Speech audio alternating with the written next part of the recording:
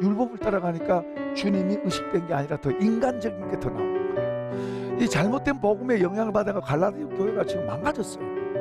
변질됐어요. 지금. 내가 너희를 위해서 해산의 수고를 한다고까지 말을 표현해요. 우리는 고난 그러면 아이고 힘들어요. 그런데 바울사는 고난이 유익이다. 나한테 유익하다. 나한테 더 좋다. 예수를 바라고, 우리의 예의는 예수를 바라보고 예수를 향해서 가는 거예요. 예수. 뜻도 하나, 마음도 하나, 세례도 하나, 성령도 하나, 하나님도 한 분이시니 하나 되기를 힘써 지키라고, 하나 되라고.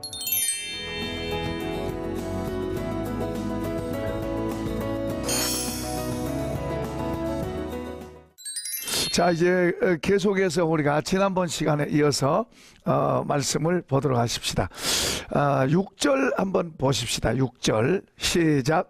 유력하다는 이들 중에 어떤 이든지 내게 상관이 없으며 하나님은 사람을 외모로 취하지 아니하시나니 저 유력한 자들은 내게 의무를 더하여 준 것이 없고. 자, 거기까지 보십시다. 여기 유력한 자들이라고 그런 표현을 합니다. 이게 이제 2절에서도 유력한 자란 말을 합니다. 유력한 자란 말은 영향력 있는 사람들, 그 당시 예루살렘의 대단한 사람들, 먼저 주님을 만난 사람들 말합니다. 그런데 지금 바울 사도가 이런 말들을 지금 하고 있는 것은 바울 사도 자신을 지금 변증하고도 있어요. 그리고 자신 전한 복음이 하나님 앞에서 얼마나 중요하다는 것을 말하기 위해서 자기도 중요하다, 그 말을 지금 하고 있어요. 그런데 하나님 말씀 전하는 이 바울 자신이 시시한 사람이다, 뭐 알아주지도 않고 별 볼 일 없는 사람이다, 그러면 이 복음의 가치도 떨어질 수 있어요. 근데 지금 이 말을 하는 것은 바울 자신이 전한 이 복음도 중요하지만 자기도 하나님 앞에서 굉장히 중요한 위치에 있는 사람이다, 그런 말을 하고 있어요. 그런 말을 하면서 이제 다른 유명한 사람들 이야기를 하고 있어요. 바울 사도 그럽니다. 유명한 사람들이 어떤 사람이 간에 내겐 상관없다. 그리고 그들이 나에게 어떤 것을 더 보태준 거 없다. 이렇게 하시오 저렇게 하시오 그런 게 없다. 다만 나한테 부탁한 게 하나 있는데 가난한 사람들을 도와주라고, 그 말은 부탁받았다. 그래서 나도 본래부터 힘써 하고 있었던 거다. 지금 그렇게 하고 있어요. 그러니까 복음을 이렇게 전해야 됩니다, 저렇게 전해야 됩니다, 이런 간섭을 했다면 그 문제가 되죠. 그래서 그런 간섭을 전혀 하지 않았다. 전혀 자기는 받지도 않았고, 그만큼 그들도 그 유력한 사람들을 또 나에게 인정해 줬다. 지금 그런 말이에요. 이건 굉장히 중요한 말입니다. 바울 사도가 그만큼 권위 있는 사람이다, 그 말이에요. 주님께 그만큼 인정받고 있는 사람이다, 그 말이에요. 유력한 사람들도 다 그를 인정해 줄 수 있도록 인정해 준 사람이다. 이제 더 나가서 이런 말을 합니다. 7절 읽어보겠습니다. 도리어 그들은 내가 무할례자에게 복음 전함을 맡은 것이 베드로가 할례자에게 맡은 것과 같은 것을 보았고, 베드로에게 역사하사 그를 할례자의 사도로 삼으신 이가, 그가 내게 역사하사 나를 이방인의 사도로 삼으셨느니라. 유대인의 사도로 삼으신 이가 주님이죠. 그가 자기를 이방인의 사도로 삼았다. 이것을 다른 사람들이 다 봤다. 지금 봤다는 말을 인정했다, 그런 말이에요. 그 말을 하고 있어요. 또 이제 또 이런 이야기를 합니다. 9절도 읽어보겠습니다. 또 기둥같이 여기는 야고보와 게바와 요한도 내게 주신 은혜를 알므로 나와 바나바에게 친교의 악수를 하였으니 우리는 이방인에게로 그들은 할례자에게로 가게 하려 함이니라. 핵심 인물이 바로 야고보는 예수님의 친동생입니다. 그 사람이 이제 예루살렘 교회의 대표입니다. 그 다음에 이제 베드로, 그 다음에 요한, 이 사람들이 다 그 핵심적인 멤버들 아니에요? 이 사람들이 자기를 인정하고 나와 바나바를 인정하고 친교의 악수를 하고, 다시 말해 인정해 줬다, 그 말이에요. 그러니까 공적으로 인정해 줘서 자기가 하는 말이 갈라디아 교인들이 볼 때요, 바울은 가짜다, 이런 말이 나왔어요. 이거 엉터리 아니냐. 고린도 교회에서도 그랬고. 지금 여기서 이런 말을 하는 것은 내가 이렇게 인정받은 사람이다. 이렇게 유력한 사람들한테도 이렇게 인정받아서 손색이 없다. 그분들이 나의 어떤 나를 지도한다든지 이걸 이렇게 하시오 저렇게 하시고 지도하지도 않았고 지도받지도 않았다. 나는 하나님께로 받아서 전한 이 복음은 확실한 거다. 굉장히 중요한 이야기들 하고 있어요. 이제 더 나가서 이제 바울이 오히려 베드로를 책망하는 내용들 나옵니다. 어떻게 베드로를 그 당시에 베드로 그러면 대사도입니다. 근데 바울 사도가 베드로를 책망했다는 이야기를 해요. 이건 이런 말을 한다는 것은 바울 자신이 자기가 무슨 뭐 베드로보다 더 위대하다 그런 말을 하기 위해서가 아니고 자기가 갖고 있는 복음이 어떤 거라는 것을 나타내기 위해서예요. 내가 베드로 책망했어. 나는 그렇게 괜찮은 사람. 이런 의미가 아닙니다. 바울이 지금 이런 말을 쭉 하는 거, 이런 말은 지금 자기에 대해서 변증하고 있어요. 그런데 그렇다고 자기를 막 높이기 위해서 그런 게 아니고 자기가 정확한 하나님께로 부름받은 모든 사람 인정한, 유력한 사람 인정한 틀림없는 자 오리지널이다. 이제 그런 의미로 말하는 거지. 내가 베드로를 책망했으니까 나는 하고 자기를 높이려고 그런 말 아니에요. 바울은 그런 사람 아니에요. 이해되시죠? 베드로를 책망한 내용이 나오는데요. 11절 읽어보겠습니다. 게바 베드로입니다. 안디옥에 이르렀을 때에 책망받을 일이 있기로 내가 그를 대면하여 책망하였노라. 자, 그 이야기를 하죠. 책망했다. 베드로가 이제 안디옥 교회에 왔어요. 안디옥 교회에 와서 이제 식탁에서 밥을 먹고 있는데 원래 유대인들은 이방인들하고 같이 밥을 안 먹어요. 이 법이 그래요. 안 먹어요. 근데 야고보 사도에게서부터 보냄을 받은 사람들, 그러니까 이제 예루살렘의 성도들이죠. 그 사람들이 오니까 야고보에게서 보냄받다면 야고보 그 당시에 지도자를 했죠. 거기서 보냄을 받은 이제 유대인 신자들이 오니까 베드로 깜짝 놀래가지고 피합니다. 무슨 말이에요? 겁먹은 거죠. 왜 겁먹었어요? 지금 자기가 누가 하고 있어요? 이방인들하고 어울려 밥 먹고 있어요. 이건 그들에게는 큰 치명적인 거예요. 이건 손가락질 받는 거예요. 그런데 베드로 사도가 지금 이방인하고 앉아서 밥 먹고 있다는 거, 이거 자체가 유대인이 볼 때는 이방인 죄인이잖아요. 이들의 의식은 굉장히 이게 심합니다. 그러니까 저런 더러운 사람들하고 앉아서 밥 먹는다 이렇게 되는 거예요. 그러니까 잘 먹고 있다가 맛있게 잘 먹고 있다가 그들이 오니까 이제 그들을 의식하고 이제 피하는 거예요. 안 먹은 채하고 이제 자리를 피하는 거예요. 그러니까 이제 바울이 그걸 보고는 책망하는 거예요. 이방인은 이방인대로 살고 유대인은 유대인대로 사는데 복음 안에서는 다 하나님 안에서는 하나 되는 건데 왜 당신이 이렇게 차별하냐? 그래가지고 이게 책망을 해요. 그러니까 이 말은 무슨 말이에요? 바울 사도가 베드로 책망했으니까 내가 괜찮은 사람이다 이러려고 그런 게 아니고 자기가 지금 전한 복음의 사자로서 당당하고 분명하다 지금 그런 말이에요. 전에는 그들하고 다 악수하고 인정받았다 그랬죠. 그런데 베드로 사도 잘못하니까 내가 책망했다 지금 그런 말 하고 있는 거예요. 그 다음에 또 베드로뿐만 아니라 바나바도 그들의 외식에 그 외식이라는 것은 겉으로 표현되는 걸 말하는 거예요. 그들의 외식에 넘어가서 바나바도 그랬을 때 바나바도 책망했다고 말해요. 그러니까 바울이 지금 주님의 복음의 사도로서 당당한 사람이다 그 말이에요.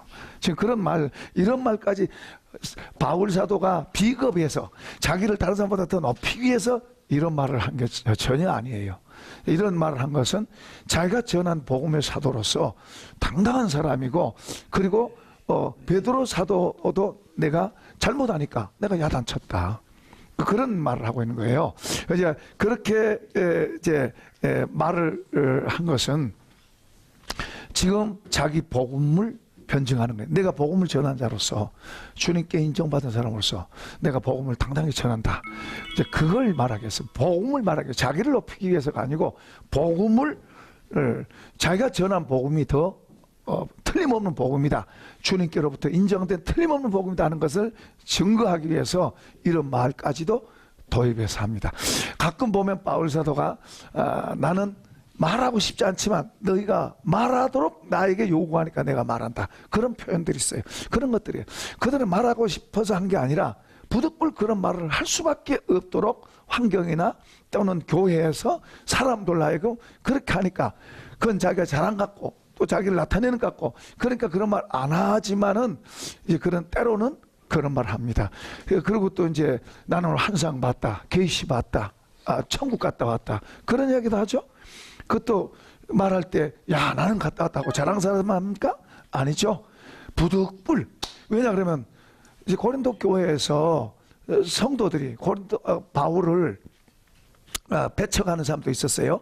거기 보면 파가 있었잖아요. 바울파, 아볼로파, 게바파, 그리스도파, 막 이렇게 파가 있어가지고 바울을 좋아하는 사람은 바울 최고다 그러지만 또 이제 게바파의 사람들은 바울보다도 이렇게 이제 또 다른 사람 말하죠.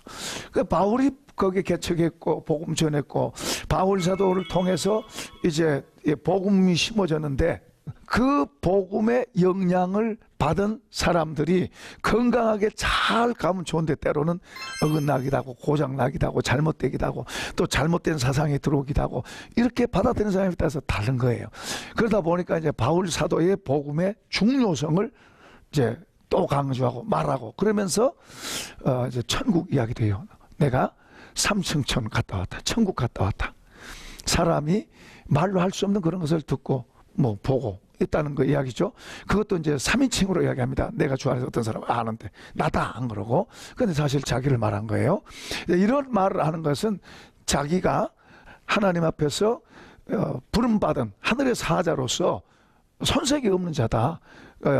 늦게 이제 때로는 예수님 따라다닌 사람들이 사도지 바울은 나중에 핍박하다가 나중에 주님 만났는지 뭐 나중에 믿게 된 사람이 뭐 그 얼마나 권위 있겠냐. 예수님 3년 동안 따라다니고 예수님 직접 본 사람들이 더 권위 있지.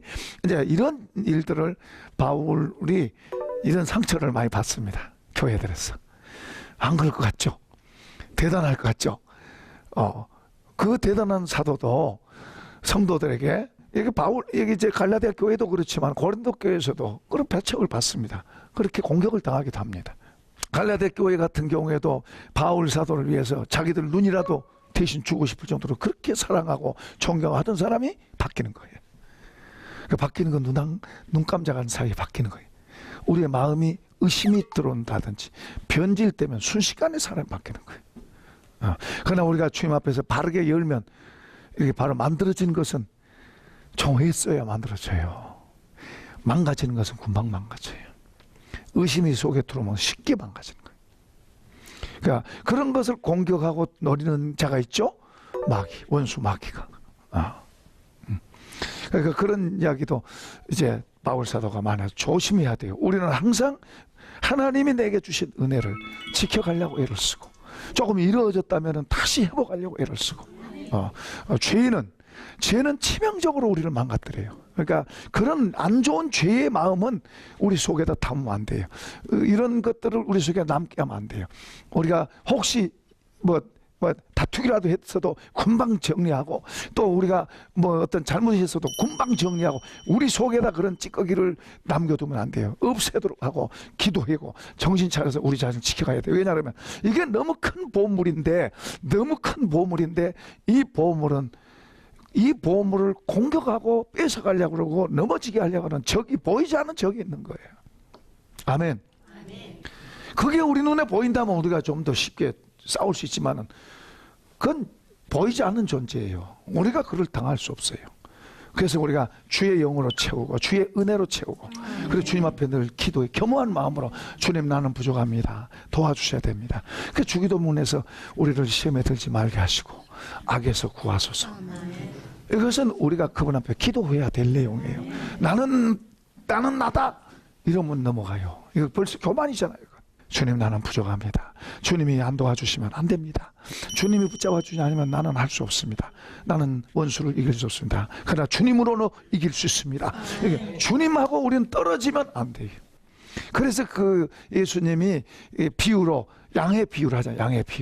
양의 비유가 한 마리가 제멋대로 가다가 없어지잖아요. 그러니까 이제 주님 그래도 찾아오긴 하는데 이제 어떻든 간에 양은 목자의 음성을 듣고 싹 따라가고 그렇게 해야 된다는 이야기예요. 그러니까 우리 주님 앞에 우리는 겸허한 마음으로 우리는 보이게는 보이게는 교회의 담임 목사님, 교회 지도자들, 영적 지도자들의 말에 잘 존중하고 순종하고 따르고, 그리고 보이지 않게는 더 주님이 눈을 열어주신다면, 주님이 보인다면 주님을 따라가고 주의 가르침과 교훈을 따라서 눈에 보이게는 창조 질서로 돼 있어요. 창조 질서. 하나님이 세상을 만드실 때 무작정 진 게 아니라 분명한 질서를 주고 지었어요. 그 질서가 돼 있을 거기 질서가 있는 곳에는 하나님의 손길, 하나님의 돕는 손길, 복이 임하도록 돼 있어요. 이게 법칙이에요, 법칙. 그러나 그 질서가 어그러지면은 죄가 들어오고 사단이 방해할 수 있게 되게 되고 또 망가지고 저주가 따라오도록 돼 있어요. 이게 영적 질서예요, 영적 질서. 그러니까 깨져버린 영적 질서, 창조 질서가 예수님 안에서 다시 세워가는 거예요, 세워가는 거예요. 그래서 아내들이 남편에게 순종하라, 그런 말이 나오는 거예요. 그건 무겁게 생각할 게 아니라 그걸 은혜로 받으면 너무너무 좋은 거예요. 그리고 이런 말씀을 따라서 이렇게 가야 돼요. 남편에게 순종하라 그러니까 교회 가지 마, 그러면 순종합니다. 그러고 교회 안 오면 안 돼요. 이제 그런 지혜가 있죠. 그러니까 예수 믿고 하는 이것만 빼고는 다른 건 정말로 죽으라면 죽는 데까지 순종. 그러니까 순종이 깊을수록 하나님의 은혜가 더 우리 속으로 깊이 와요. 그 비밀이에요, 비밀. 그 속에 들어있는 비밀이에요. 우리가 11조 생활도 해본 사람과 안 해본 사람은 몰라요. 안 해본 사람은 그거 어떻게 어려워서 못한다고. 그 해에서 그 안으로 들어가면, 그 안에 들어가면 그 안에서도 비밀들이 있어요. 하나님의 말씀이 그런 거예요, 하나님의 말씀이. 그런 비밀을 아는 사람은 10의 2조도 하고 10의 9조까지 한 사람도 있잖아요. 주라, 그러면 너에게 주리니 흔들어 누르도록 넘치게도록 안겨주리라. 이것도 비밀이에요. 우리는 본능적으로 받는 걸 더 좋아해. 사랑받기 원하고 선물 받기 원하고 뭐 이렇게 이거 하지만은 주님의 마음이 우리 속에 들어오면 그 반대로 가. 그러면서 더 행복해지고, 그리고 그 비밀이 뭐냐면은 그렇게 하는데 하나님께서 하시는 것을 보게 되는 거예요.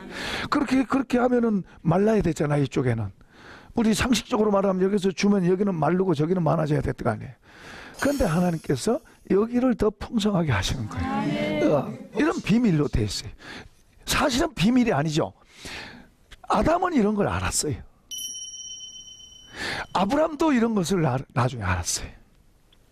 아브람은 어디서 살았어요? 셋방살이 했잖아요, 셋방살이. 그죠? 가나안 땅에 살았잖아요. 가나안 땅의 원주민들은 원주민들 속에 살았어요. 근데 원주민들이 뭐라 그래요? 아브라함을 향해서 존중하고 인정해요. 이해되시면 아멘. 우리가 안 믿는 사람들 속에서 살아요. 우리 예수 믿는 사람은 존중받아야 돼요. 정말로 존중받아야 돼요. 저분은 참 좋은 분이다. 저분 같으면 나도 예수 믿겠다. 우리 다 그래야 돼요. 아브라함은 그 비밀을 안 거예요. 그래서 그렇게 살았어요. 보세요. 아브라함이 좀 인색하고 좀 밉보이고 그랬다면 그는 안 믿는 사람들 속에 살았어요. 그리고 그는 자기 땅 하나도 없어요. 하나님께서 거기서 살라 그러니까 그냥 거기서 사는 거지. 자기는 아무것도 없어요. 그들이 배척하면 자기는 정말로 아무것도 없어요. 다만 자기는 누구 믿고 살아요? 이분 한번 쳐다보고 살아요. 그럼 어떻게 보면 굉장히 위험할 수 있어요. 법치 국가가 아니잖아요. 그러니까 위험할 수 있는데도 하나님 한 분 믿고 거기서 살아요. 그런데 이제 사라가 죽었어요. 사라가 죽어서 이제 묻을 매장할 땅이 필요하잖아요. 그 당시에는 이제 굴을 했어요. 땅, 우리는 땅에다 매장하지만 그 매장할 땅이 없어요. 그러니까 원주민한테 가서 이제 원주민들 그 대표들 모인 데 가서 거기서 참 공손하게 절하면서 거기서 우리 아내가 죽었는데 매장할 곳이 없습니다. 나한테 좀 팔아주세요. 그러니까 그 사람들이 뭐라 그래요? 그 사람들이 당신들은 우리 가운데 하나님의 방백이란 말은 높인 존칭입니다. 하나님의 방백입니다. 하나님 있는 거 알아요. 자기들은 자기들 신 섬기는 사람들이고. 그러니까 하나님 방백입니다. 당신과 우리 사이에 거리가 어디가 있겠습니까? 원한 대로 가져가세요. 원한 대로. 인정받은 거예요? 안 받은 거예요? 얼마나 인정받았어요? 크게 인정받았죠. 그 이제 어떤 굴 막벨라고 그러죠. 그걸 그 시세, 그 당시 시세보다 조금 더 후하게 해서 정식으로 사요. 그러니까 하나님께서 가나안 땅을 주셨어요. 그래, 믿음으로 이제 이 땅은 내 땅이다. 나와 내 후손에게 하나님 주셨다. 그리고 믿음으로 속으로는 그러지만 겉으로 내 땅이다 그러면 어떻게 돼요? 쫓겨나죠. 믿음으로만 그렇게 바라보고 있지.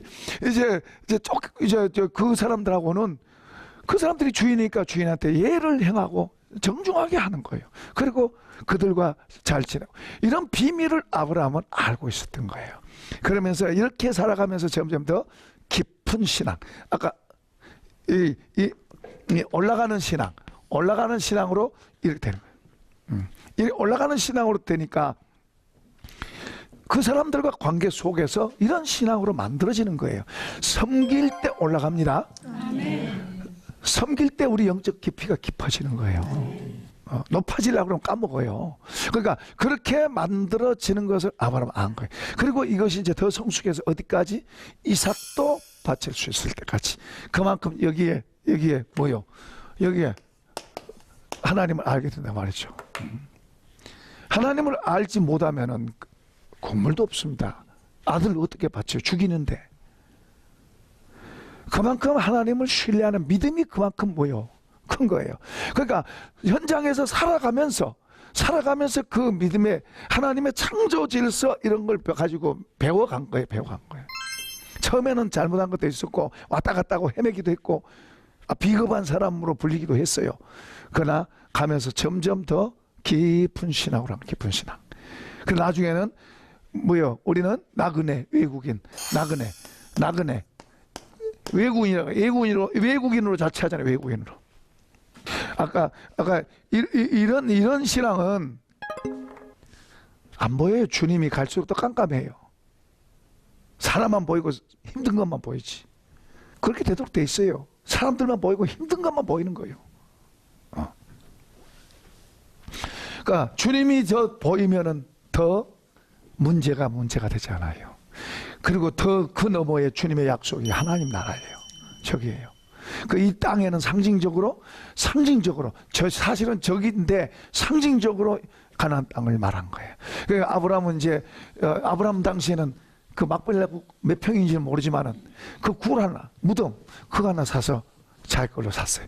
그런데 아브라함은 그 조그마한 땅이지만 어디를 봐요? 그 전체가 다 앞으로 하나님의 약속대로 나와 내 후손의 것이다. 이건 믿음으로. 그렇다고 그걸 사람들한테 믿음으로 말한다고 사람들한테 이건 우리 땅입니다. 그러면 박살납니다. 그러니까 그렇게 이제 아브라함도 그렇고 모든 믿음의 사람들이 바른 믿음을 갖고 있는 사람들은 이렇게 깊어져요.